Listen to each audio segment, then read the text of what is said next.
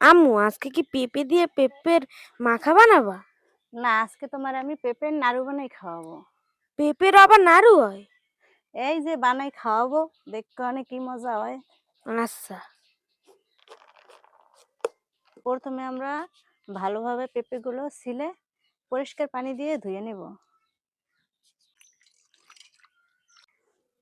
এইভাবে আমরা সবগুলো পেঁপে মেশিনে কুচাইয়া নিব।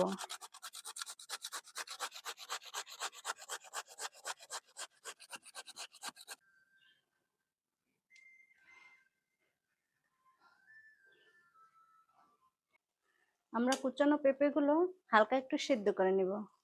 এবার আমরা কড়াইতে চিনিটা আসাই নেব।